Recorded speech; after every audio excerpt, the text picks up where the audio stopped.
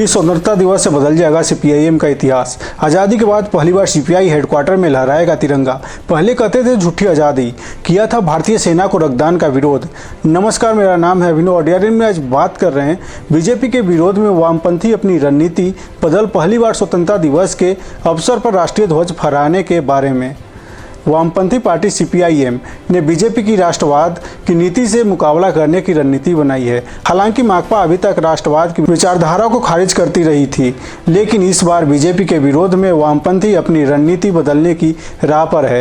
यह स्वतंत्र भारत के इतिहास में ऐसा पहली बार होने जा रहा है जब स्वतंत्रता दिवस के मौके पर प्रमुख वामपंथी दल सीपीआईएम अपने मुख्यालयों व दफ्तरों में राष्ट्रीय ध्वज फहराएगा। पार्टी ने निर्णय लिया है कि स्वतंत्रता की 75वीं वर्षगांठ पर कोलकाता के अलीमुद्दीन स्ट्रीट स्थित मुख्यालय के अलावा अन्य पार्टी दफ्तरों में तिरंगा फहराया जाएगा। लेफ्ट फ्रंट के नेता और विधायक सुजान चक्रवर्ती ने इस संबंध में आलाकमान को प्रस्ताव भेजा था। पार्टी आलाकमान ने इस पर मुहर लगा दी है। उन्होंने बताया कि इस अवसर पर सीपीआईएम पूरे साल भर विभिन्न कार्यक्रम आयोजित करेगा और स्वतंत्रता की 75वीं वर्षगांठ पूरे धूमधाम के साथ मनाएगा। पार्टी आलाकमान हाल ही में पश्चिम बंगाल में मिली बुरी हार के पीछे का कारण जुटा रहा है और नेताओं से सुझाव मांग रहा है। 2011 तक वहां सत्ता में रहे वामपंथी दलों व उनके गठबंधन साथी कांग्रेस को इस साल हुए विधानसभा चुनावों में एक भी सीट नसीब नहीं हुई। माकपा की राज्य समिति ने तय किया है कि स्वतंत्रता दिवस समारोह 15 अगस्त का आयोजन माकपा राज्य कार्यालय मुजफ्फर अहमद भवन में किया जाएगा। शीर्ष नेतृत्व की मौजूदगी में वहां तिरंगा फहराया जाएगा। माकपा के इतिहास में ऐसा पहली बार होगा, लेकिन यह अचानक फैसला क्यों? वामपंथी नेता का कहना है कि जिस तरह से बीजेपी ने राष्ट्रवाद या देशभक्ति का फायदा उठाकर देश के लोगों को प्रभावित किया है, उससे मुकाबले के लिए रणनीति में परिवर्तन जरूरी है और इसी नीति के तहत यह निर्णय किया गया है। आपको यहाँ बताते चले कि पूर्व केंद्रीय विदेश सचिव विजय गोखले ने अपनी पुस्तक the long game how the Chinese negotiate with India में बताया है कि चीन किस तरह से भारत में अपना घरेलू विपक्ष बनाने के लिए वामपंथी दलों में अपने करीबी तत्वों का इस्तेमाल करता रहा है। 2007-8 में भारत अमेरिका परमाणु संधि को रुकवाने के लिए चीन ने ये चाल चली थी। उस वक्त कई वामपंथी नेता इलाज के बहाने चीन की यात्रा करते थे। हालांकि वामपंथी दलों के नेता इस बात को नकारते रहे हैं। न्यूज 18 के एक लेख में भाजपा के विदेश मामलों के प्रभारी विजय चौथेवेल ने लिखा है कि किस तरह जब बात देशहित और अंतर्राष्ट्रीय वैचारिक साथियों की आई तो हमेशा से वामपंथी दलों ने देशहित को ताक पर रखा। 1939 में दूसरे विश्व युद्ध के दौरान जब सोवियत संघ और जर्मनी साथी थे, तब सीपीआई ने हिटलर की आलोचना करने से इनकार कर दिया था।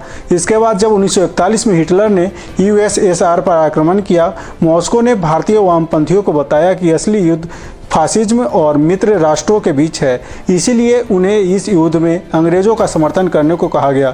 विजय चौथवेल लिखते हैं कि इसके बाद अचानक से सीपीआई हिटलर का विरोधी बन गया और उसने भारत छोड़ो आंदोलन से भी दूरी बना ली। 1962 में भारत चीन युद्ध के दौरान भी ये वामपंथी दल चीन के साथ थे और भारतीय जवानों को रक्तदान करने का विरोध कर रहे थे। केरल के तत्कालीन मुख्यमंत्री EMS नंबूदिरीपद ने खुलकर चीन का समर्थन किया था। उन्होंने चीन की आक्रामकता व घुसपैठ को मानने से इनकार करते हुए उल्टा भारत को शांति से समझौता करने की सलाह दी थी। इसी तरह 2017 में जब डोकलाम विवाद हुआ, तभी इन वामपंथी दलों ने चीन की निंदा नहीं की। इन्होंने भारत से कहा कि वो भूटान को चीन के साथ सीमा समझौता करने दे और खुद अलग हट जाए। गलवान में जब भारतीय जवान बलिदान हुए, तब भी सीपीआईएम ने अपने बयान में चीन की आलोचना तक नहीं की। इसका सीधा अर्थ है कि हमेशा से वामपंथी दल अपने विदेशी आकाओं के इशारे पर नाचते रहे हैं। अब अंत में बताते चले कि आज सीपीएम की केंद्रीय समिति की वर्चुअल बैठक में त्रिपुरा सीपीएम ने बीजेपी को रोकने के लिए लोकतांत्रिक और गैर बीजेपी ताकतों को एक साथ होने पर सवाल उठाया। दूसरी ओर अधिकांश राज्य समितियों ने केंद्रीय समिति को केरल में पार्टी कांग्रेस आयोजित करने के प्रस्ताव को मंजूरी दे दी है, लेकिन केरल राज्य कमेटी आपस में चर्चा कर फैसला लेगी कि कोविड में यह प्रक्रिया कैसे पूरी होगी। पार्टी कांग्रेस अप्रैल में केरल के कन्नूर में प्रस्तावित है। कई राजनीतिक विश्लेषकों के अनुसार त्रिपुरा में बीजेपी को रोकने के लिए राष्ट्रीय रणनीति लागू करने पर चर्चा होगी।